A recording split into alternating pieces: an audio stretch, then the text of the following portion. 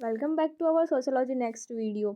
यह हमारा है बीए फर्स्ट ईयर का सोशोलॉजी का यूनिट सेकंड का फर्स्ट चैप्टर, जिसमें हम पढ़ने वाले हैं समाज के बारे में। तो ये समाज से रिलेटेड है। इसमें पढ़ेंगे हम समाज का अर्थ, समाज की परिभाषा और समाज की कुछ विशेषता। तो समाज क्या होता है? समाज शब्द से आप सभी लोग परिचित हो, क्योंकि आप खुद एक समाज में रहते हैं। तो समाज एक से अधिक लोगों के समुदाय से मिलकर बने एक वृहद यानी बड़े समूह को कहते हैं। समाज किसे कहते हैं? एक से अधिक, मतलब इसमें एक से अधिक तो व्यक्ति होने ही चाहिए। उसमें चाहे फिर कितने भी व्यक्ति ले लो, करोड़, लाख, मिलियन, बिलियन, जितने भी लेना चाहो ले सकते हो, जिसमें सभी व्यक्ति मानवीय क्रियाकलाप करते हैं। समाज केवल व्यक्तियों के समूह से नहीं बनता, बट ये बात भी कहने की है कि समाज केवल क्या है, व्यक्तियों के समूह से नहीं बनता है। इसके लिए उनमें पाया जाने वाला संबंध का होना अनिवार्य है, मतलब सामाजिक संबंध का होना अनिवार्य है। व्यक्ति है तो क्या हुआ, व्यक्ति के बीच में सामाजिक संबंध होगा, तब जाके हम उसको क्या बोलेंगे, समाज बोलेंगे। अब इसकी परिभाषा देखते हैं। परिभाषा दो जन ने दी है, श्री गिन्सबर्ग ने दी है। समाज मानवीय संबंधों का संपूर्ण जाल है। और श्री मैकाइवर एवं पेज ने दी है, समाज सामाजिक संबंधों का जाल है।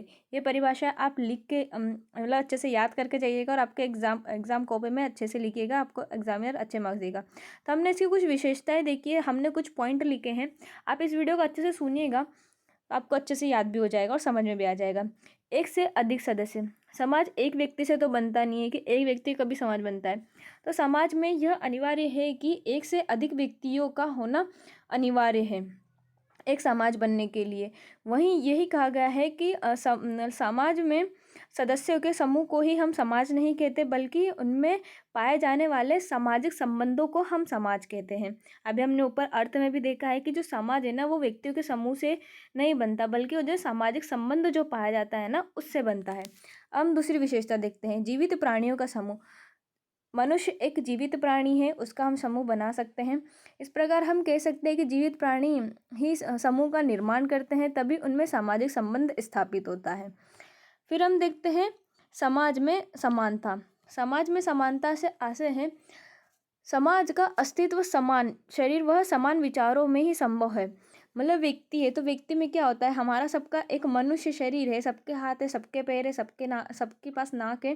तो हम सब क्या है, एक जैसे। तो हमारी जो सोचने की शक्ति है वो भी कैसी होती है, सबकी एक जैसी होती है। ठीक है, तो उसका उद्देश्य भी फिर क्या रहता है, एक रहता है। तो हम मतलब व्यक्ति किसी उद्देश्य की पूर्ति के लिए यदि उसको पूरा करना चाहता है तो उसके पास वो कर सकता है। ये बात समाज जीवन समान शरीर और समान विचार में भी संभव होती है। फिर हम आगे देखते हैं कि समाज में सहयोग और संघर्ष। समाज में सहयोग और संघर्ष कैसा होता है?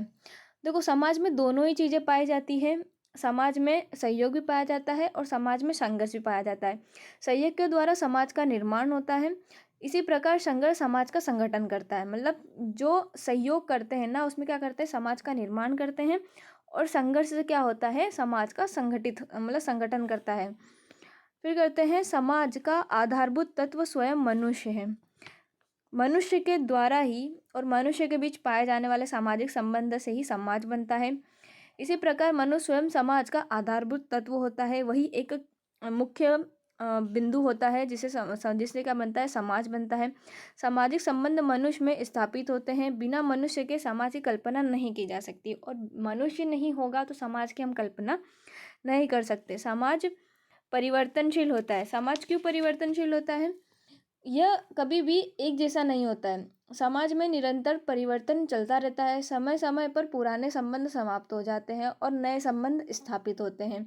मित्रता का संबंध कभी शत्रुता में परिवर्तित हो जाता है, तो कभी शत्रुता का संबंध मित्रता में परिवर्तित हो जाता है। मतलब संबंध कभी भी स्थापित नहीं रहता है, वो हमेशा बदलता रहता है। समाज में अपनी रीति रिवाज होते हैं। देखो, प्रत्येक समाज के अपने अपने क्या रहते हैं, रीति रिवाज रहते हैं। कोई किस तरीके से अपने समाज का संगठन करके उसमें अलग रीति रिवाज फॉलो करता है, मतलब अपनाता है, और दूसरे समाज के लोग अलग अपनाते हैं। जैसे कि हम नदन इंडिया में जाएंगे, मतलब उत्तर भारत में जाएंगे, तो वहाँ पे कुछ खान पान के रीति रिवाज अलग है, पहनावे के रीति रिवाज अलग है। वहीं हम नीचे यानी दक्षिण की तरफ जाएंगे, तो दक्षिण भारत में खान पान के तरीके अलग है, पहनावे के तरीके अलग है, बोली अलग है, उनकी भाषा अलग है। सारी चीज़ों में कहीं ना कहीं परिवर्तन देखने को मिलता है। यही हमारी रीति रिवाजें रहती हैं। फिर क्या होता है, समाज की सदस्यता अनिवार्य है। क्यों? क्योंकि समाज क्या है, मनुष्य के समूह से बनता है और मनुष्य समाज का सदस्य होना एक अनिवार्य होता है। तो इसी प्रकार हमने देखी है कि कुछ समाज की विशेषताएं देखी है कि समाज की क्या क्या विशेषताएं रहती है, और यहीं पर आपका वीडियो ख़त्म होता है। So thank you so much.